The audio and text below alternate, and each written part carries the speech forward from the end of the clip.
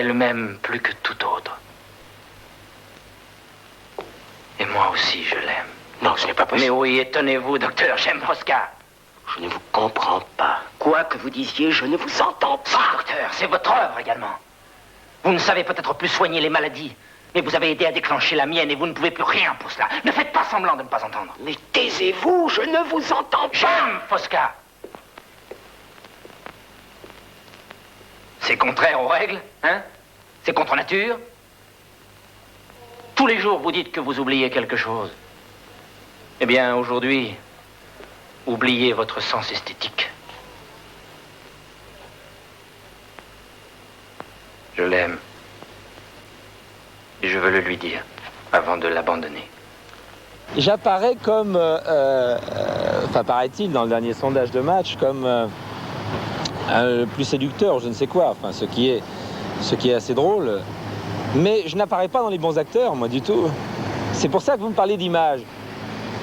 Il faudrait que je fasse effectivement une étude statistique en leur demandant, mais est-ce que vous pensez quand même que je suis un acteur?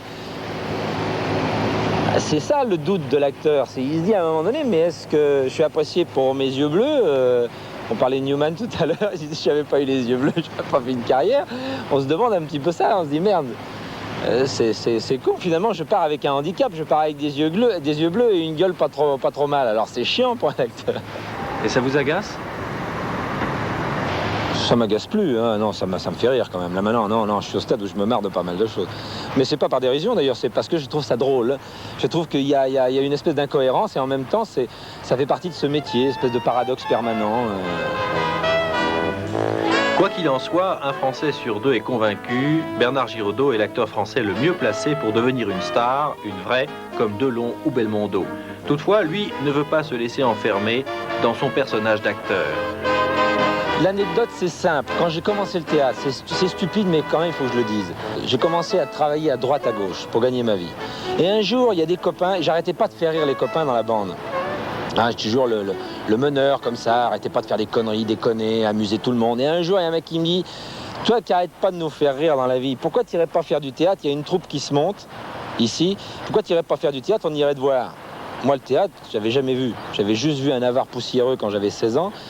Et ben c'est à Paris que j'ai fait avec eux. J'ai dit d'accord les mecs, on y va. J'y suis allé. Nul. Ils m'ont dit stop, arrêtez tout de suite, stop. Alors si vous voulez faire machiniste, ok, on a besoin de monde. Vous voulez faire les lumières, ok, on a besoin de monde. Bon, parallèlement à ça, j'ai pris des cours, puis je me suis pris au jeu, c'est vrai. Mais qu'est-ce que c'est d'autre? Je peux pas me prendre au sérieux, c'est pas vrai. Je peux pas, je n'ai jamais dit que j'étais un artiste. Non.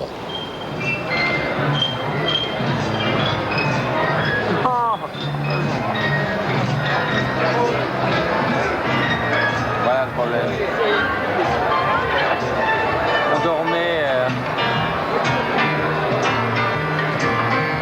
La célébrité, on va pas cracher dessus, c'est quand même pour ça qu'on fait ce métier finalement, puisqu'on a envie que les gens viennent vous voir. On va pas regretter ça, c'est pas vrai. Bon, c'est vrai qu'on peut dire quelquefois que c'est encombrant, oui, parce que ça vous change complètement la vie et que c'est quelquefois difficile à assumer. C'est pas facile, c'est pas toujours facile à assumer. Maintenant, moi, je suis pas au stade d'une grande star, adulée par les foules du monde entier, donc je n'ai pas les problèmes peut-être qu'avait, ne serait-ce que sur un plan français, Gabin. Quand j'ai rencontré Gabin, j'ai tourné avec lui à Montpellier. Il ne pouvait pas mettre un pied dehors, quoi. Ça, c'était effrayant. Je veux dire, il était cloîtré dans sa chambre. Dès qu'il allait au restaurant, c'était le zoo. Ils étaient derrière la vitre à le regarder. Alors évidemment, là, c'est un petit peu bizarre, quoi. C'est pas très agréable. Moi, on m'a dit quelquefois, ça y est, il a la grosse tête. Je sais pas bien. J'ai l'impression de ne pas avoir changé quand même au niveau caractère. J'espère avoir évolué. Mais j'ai toujours été... jamais eu envie qu'on me marche sur les pieds. J'ai eu envie d'avoir mon autonomie, mon indépendance. J'ai jamais eu envie qu'on me dicte les choses. C'est vrai que j'ai un côté autoritaire. Bon, j'ai toujours eu ça. Je suis parti à 15 ans, j'ai envie de me tirer. Mais je me suis engagé 5 ans. Et puis j'étais mécanicien sur un gros bateau. Et j'ai fait plusieurs fois le tour du monde. Bon, j'ai eu cette vie-là avant, qui est une vie très... Quand j'y repense, assez... Oui, c'est moi, mais en même temps, c'est une autre vie, quelque part. Et finalement, c'est très lié parce que cette espèce d'instabilité que nous assure un confort d'instabilité que nous assure ce métier me convient très très bien. Invité il y a 2 ans au Festival de Manille, Giraudot rencontre Madame Marcos, la femme du président philippin. Il a décidé de jouer les troubles faits, c'était pour la bonne cause, celle d'Amnesty International, et ce fut un beau scandale. Le cinéma, pour lui, s'arrête là où commencent les vrais problèmes, ceux dont il parle peu d'habitude et qui appartiennent à sa vie privée. Je fais une lettre manuscrite personnelle en anglais pour Madame Marcos. Et cette dame a cru que je lui remettais un énorme compliment. Tous les photographes étaient là, ça crépitait, un grand sourire, mais venez donc manger au palais, etc., etc. J'ai dit, mais bien sûr, j'aimerais beaucoup que vous lisiez cette lettre à la fin de la réception. Et le lendemain matin, j'écoute la radio. Il y avait une radio en anglais qui couvrait le festival et qui couvrait une partie des Philippines, sur laquelle on a annoncé que la dame, Madame Marcos, avait reçu une lettre d'un comédien français dont on ne disait pas le nom, et qui l'insultait, ce qui n'était pas tout à fait vrai, puisque ma lettre était courtoise, bien que l'accusant de torture, mais disant un certain nombre de choses, donc j'avais compris qu'il fallait que je prenne le premier avion. Effectivement, il y a quelqu'un du festival qui est arrivé, ils avaient été tous convoqués, et il fallait que je parte au plus vite. Donc j'ai revérifié mes bagages pour voir si on n'avait pas planqué des paquets de drogue ou autre chose dedans, et puis j'ai pris l'avion et je suis parti. Bon, tout ça c'est l'anecdote, c'est le côté spectaculaire, ce à quoi on est destiné finalement. Mais en espérant que tout ça aurait pu être efficace, de toute manière, je pense pas que ça l'a été beaucoup, mais c'est l'accumulation de lettres qui fait que ça devient un jour ou l'autre efficace pour certains, ne serait-ce que pour une personne qui est libérée. Je suis pas un militant forcené, je suis pas du tout le genre de type qui défile, bien que je l'ai fait, mais je le fais pas en première ligne.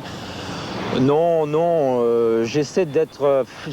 faut toujours essayer d'être efficace. Si on est partout, on n'est pas efficace. On peut pas être partout, c'est pas vrai.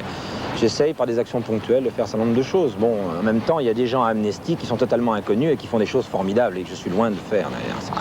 Vraiment. Puis je suis pas le seul acteur à Amnesty, hein. Pas le seul acteur à faire ça.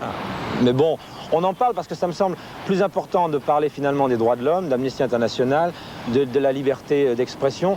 C'est vrai qu'à Cannes, je reproche très souvent, et ça je vais en parler parce que je trouve un petit peu dommage qu'on n'ouvre jamais le festival en parlant finalement de la liberté d'expression. On a l'impression, quand on est dans le cinéma, que si le cinéma s'arrêtait demain, si on arrêtait de faire des films, le monde s'écroulerait. On est dans une cloche de verre tellement épaisse dans ce métier qu'elle est à l'abri des balles. C'est fou. Alors je crois qu'il faut un petit peu s'en sortir. Et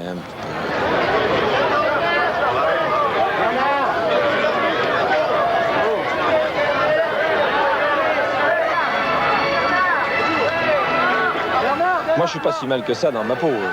J'ai des problèmes comme tout le monde, mais la différence, c'est que moi, j'en fais pas étalage, j'en parle pas. Alors comme ça, c'est... Mais si l'acteur est bien, qu'il aime ce qu'il fait, qu'il a du plaisir, qu'il jouisse de ce métier, acteur de théâtre pas connu ou acteur de cinéma connu, finalement, quelle différence? Mais vous savez, les acteurs, vous savez, c'est comme les chiens, ils aiment bien le sucre. Faut pas rêver. Hein. Et c'est quoi le sucre? Ils ont besoin, quand vous disiez tout à l'heure...